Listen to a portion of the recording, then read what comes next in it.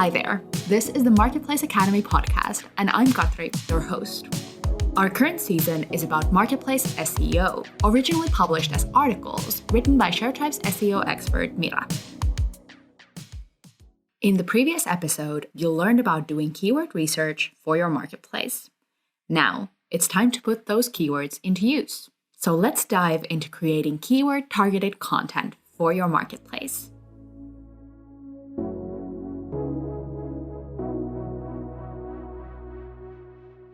Keyword-targeted content marketing for marketplaces. Michael Caldwell is the founder of the marketplaces Gigmasters, Now the Bash, and Petworks. He says, quote, "The art of SEO is writing natural copy with an SEO mindset. Some experts say, don't even think about SEO, just write for humans. And then there are people who do every SEO trick in the book. We always try to find the right balance. Never use tricks, but keep SEO in mind in everything you do." Unquote. Striking that perfect balance, however, can be difficult. This fifth episode in our Marketplace SEO series looks at some examples of how marketplaces can use keywords effectively while creating user-friendly content. I'll share examples from existing well-known marketplaces and lean on expert advice from Michael Caldwell, Mike van der Heyden, who's the founder of the marketplace SEO agency Portal Ventures, and Gregory Edwards, senior SEO manager at UK's largest SEO agency Blue Array. Benchmark ranking content. After doing keyword research for your marketplace, you have a list of prioritized keywords to target. Now, you should identify what to do with them. As a first step, Gregory Edwards recommends looking at the content that currently ranks for your keywords. Quote, "Review the search results page landscape for the keywords you're trying to target. Understand what the top performers are doing well in terms of format, headings, and keywords. What is the type of content that appears in the search results?" Unquote. Analyzing the search results pages helps you get a deeper understanding of the search intent. If the top 5 results for a keyword are long-form blog posts or how-to guides, it's unlikely that a commercial page will rank no matter how well you optimize it. Looking at the competition also helps you understand the quality criteria for ranking. To get your page to the top, you need to offer something better than what currently ranks. Gregory says, quote, "In your content strategy, focus on quality over quantity. Low-quality content is a common issue on marketplaces. You don't want additional low-quality pages appearing on your blog section." Unquote. Does a competitor's category page rank first? Build an even better page with higher quality supply and some relevant content on how to choose the best provider, for example. Is the number 1 ranking article a review of the top 50 services or products? Write better reviews for the top 20. In a nutshell, understand the intent and serve it better than others. Tie a keyword to a specific page. Rule for optimizing any website is tying one keyword and its close variants to one specific page. You can make a plan for them in the same spreadsheet you created when you started your keyword research project. List your marketplace's top pages that you want to drive traffic to and the keyword that works best for each page. Some keywords on your list might need completely new pages. I'll discuss creating landing pages and blog content later in this episode. Whatever you do, don't try to optimize 2 different pages for the same very similar keyword. This may lead to keyword cannibalization. It's a phenomenon where Google isn't sure which page you want to rank. As a result, neither of your pages performs as well as they could. Dedicating one page to one topic is friendly to your users as well, as they'll be able to find all the information they need easily.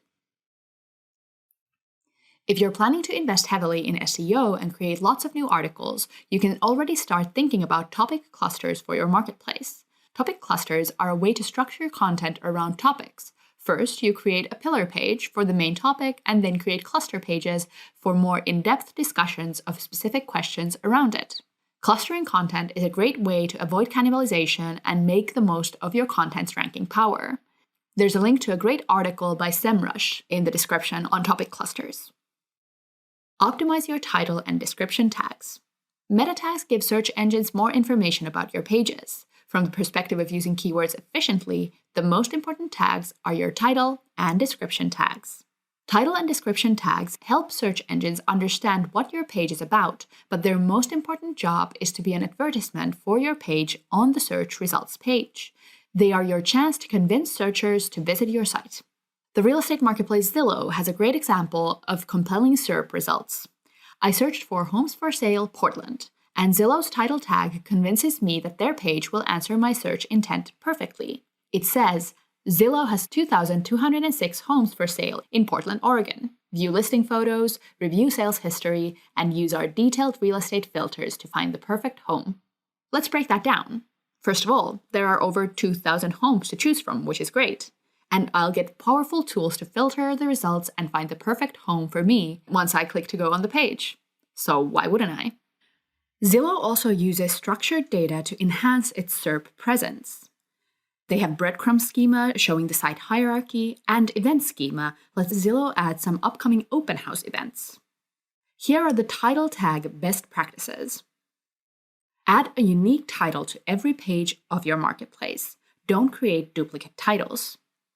Don't forget the listing and profile pages. Define the meta tags of your user-generated pages with variables so that these pages have unique titles and descriptions too.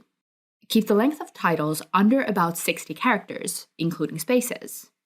Remember search intent. Use your main keywords in the title, and make the title readable and genuinely engaging. Don't stuff it with keywords, and don't give in to using clickbait. And here are description tag best practices. Add a unique description to every page, including user-generated pages. Avoid duplicate descriptions. Keep the length to under 160 characters, including spaces. Create a compelling summary of the content of your page. Assure searchers your page matches the search intent. And use keywords naturally. Leave them out if adding them feels like stuffing. Google may override your tags with content they feel matches the search intent better, but writing high-quality tags yourself remains important.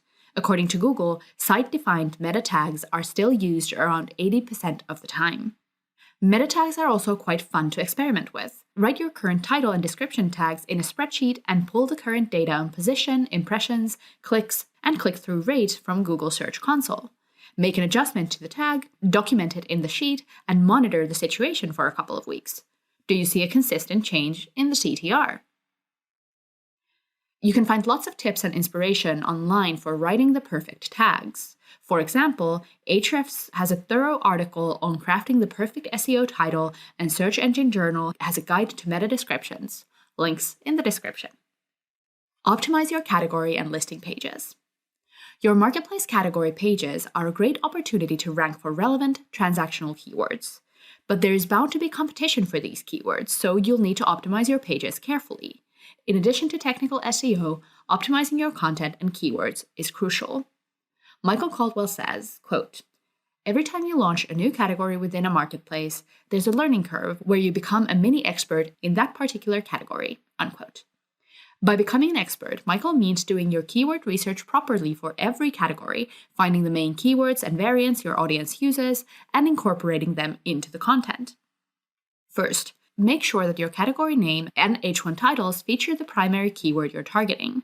Before choosing the main keyword, ensure you've looked into all alternatives and selected the one your audience uses the most. Second, incorporate the variants and alternative keywords that belong to the category in the body copy and subheadings.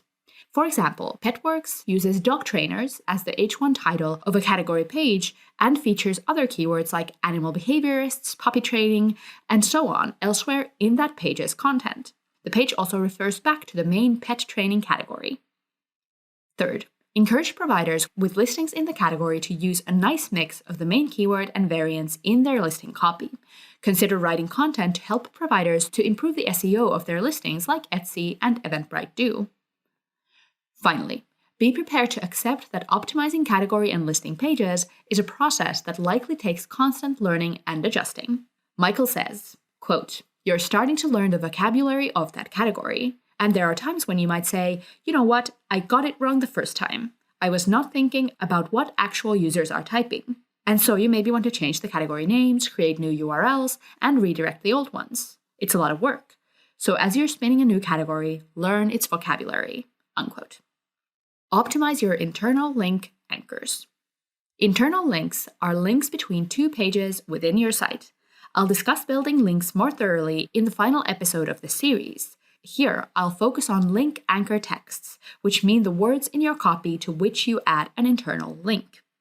Making your link anchor texts descriptive of the content they're linking to is important for SEO.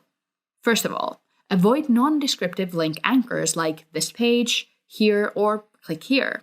At best, they're a lost opportunity to write informative, keyword-rich link anchors. Furthermore, folks with visual impairment or blindness don't get any information about the link destination from such anchor texts.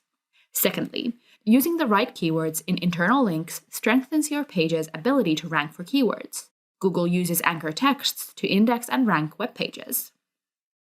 Earlier, I discussed the importance of tying each page to a specific keyword or set of keywords. Follow the same protocol with internal links. Use the main keyword of page A only in link anchors that lead to page A. Reserve page B's keyword for page B links, and so on. Thumbtack's questions and answers pages are a great example of keyword-optimized link anchors. For example, Thumbtack's answer to the question, "How much is carpet cleaning in Boston?" has two contextual internal links, one to another answer page and one to carpet cleaners in Boston. Both of the links on this page use exact match keywords in the link anchor texts. For example, carpet cleaners in Boston and how much does carpet cleaning cost? As does the CTA button below the answer, which says, "Find a carpet cleaner near me." So, make sure you have internal links to your most important pages with descriptive, keyword-rich anchor texts. But don't overdo it. If all your internal link anchor texts to page A are 100% identical, Google may see them as spammy. Maintain variety by using variants of your main keywords and other related terms too. And most importantly, make sure all your internal links are relevant and will receive clicks from real users. Don't add internal links just for their own sake. According to Google, using too many internal links on a page may dilute their value. Create dedicated landing pages. Has your keyword research led you to a group of relevant, competitive, commercial keywords? Consider creating a dedicated landing page for them to improve your chances of ranking. This is what Airbnb did. They created a template for landing pages targeting location-specific queries. Vacation rentals in insert location here. They then created a dedicated landing page for thousands of locations using that template. Note that these pages are not the same as Airbnb's marketplace category pages for those locations. They are pages dedicated to bringing in and converting inbound traffic with a search field in the header and feature top-rated listings in the location in question, for example, New York. These pages also include some more relevant content about popular tourist sites in the location. According to an article by the Foundation team, thousands of landing pages like this generate Airbnb more than 2.8 million visits a month. The approach looks very similar to Thumbtack's pages targeting the best insert service provider here near me queries. Again, they have multiple pages for different services, identical in layout, but with unique copy targeting service-specific keywords. For example, dog walking services. The opportunities for dedicated landing pages don't stop with location-based searches. Eventbrite seems to be using a template-based approach for event categories, although they do rank for location-based searches with their country-based website category pages too. For example, Eventbrite has a page for online events that gets around 2.2 thousand monthly visits, according to Semrush. They seem to be using the same template to create pages for online seminars, 1.9 thousand visits, online speed dating, 7,000 visits, and so on. Interestingly, this approach seems to work even better for pages targeting the supply side. Eventbrite's Sell Tickets page gets 7.8 thousand visits per month. The page for event registration software gets 3.6 thousand visits. The page for online RSVP gets 3,000 visits. And all the pages look strikingly similar. The benefit of the template-based approach is that it cuts down the time and cost of creating new pages. This lets marketplaces target multiple smaller keywords easily, resulting in an SEO moat that builds their organic traffic and SERP dominance one keyword at a time. And maybe if you're using artificial intelligence tools to generate some of this unique content, you might be able to create quite a lot of pages with very little budget. Create informational content. Blog articles, guides, resources, research. Contrary to keyword-targeted landing pages, blog content is often informational. Informational content is usually not as good as converting paying customers as commercial pages. At the same time, maintaining a consistent, high-quality content effort is time-consuming work. Why do it if there's no tangible return on investment then? The opportunities in informal content. According to a State of Marketing report by HubSpot, more than 80% of marketers actively use content marketing. Why is writing and distributing content such an effective marketing strategy? For starters, content that addresses your customers' questions and problems builds visibility, authority, and credibility within your niche. Mike van der Hayden says, quote, "If I were to start a marketplace today, I'd try to understand every question that's being asked about my particular service and my particular product. I would write all of them down and then answer every single one of them.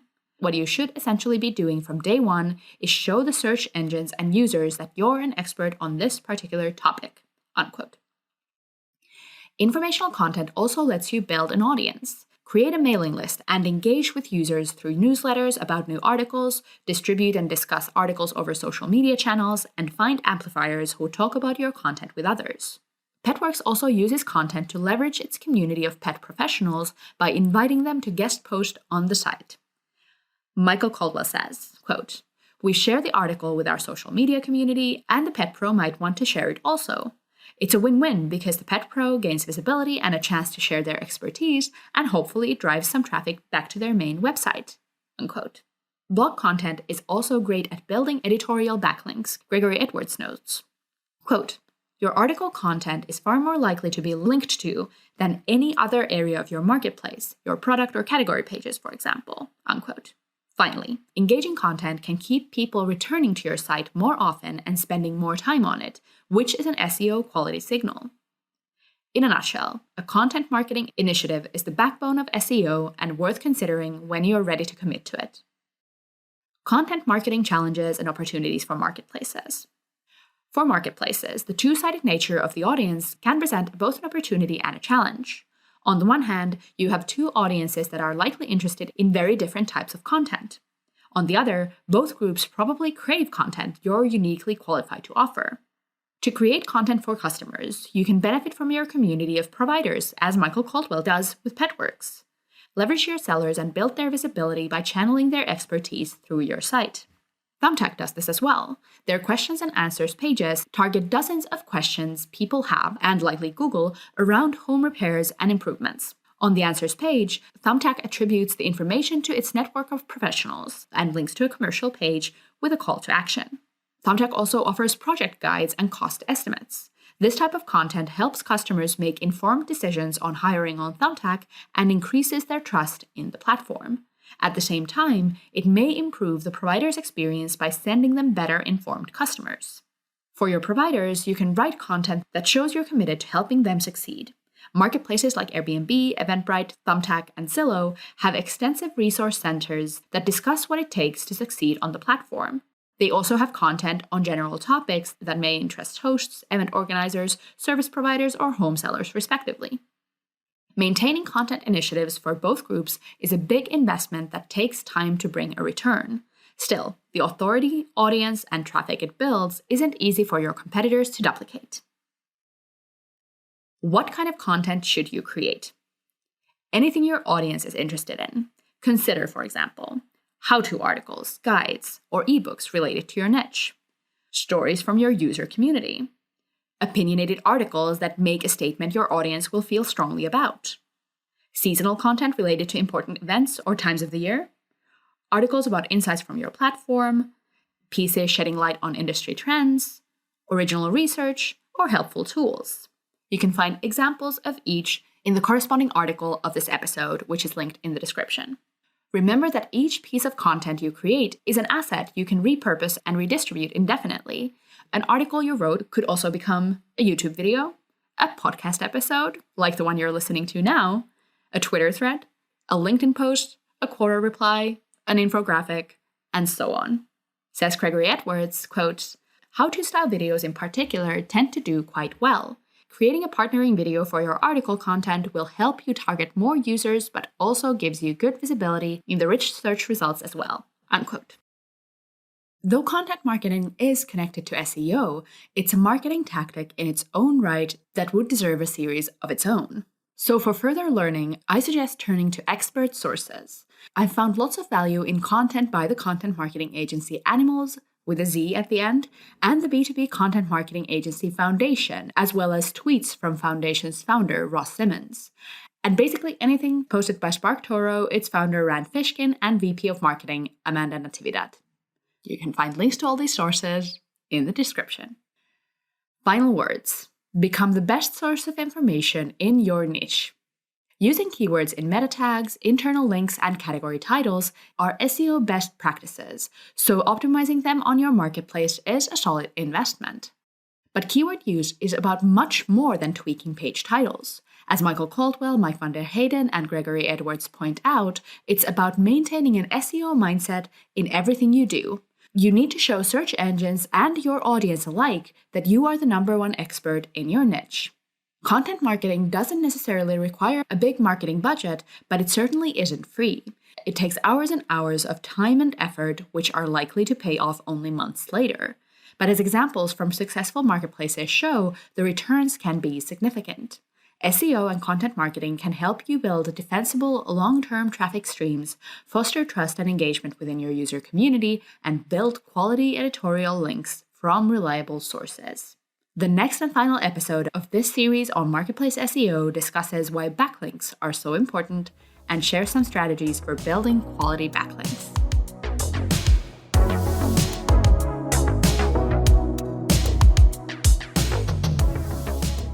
Thank you so much for joining me for this episode on Marketplace SEO. Be sure to check out the description if you're interested in any of the resources mentioned in the episode. Are you looking to build a marketplace of your own? In that case, I would check out ShareTribe. We build marketplace software.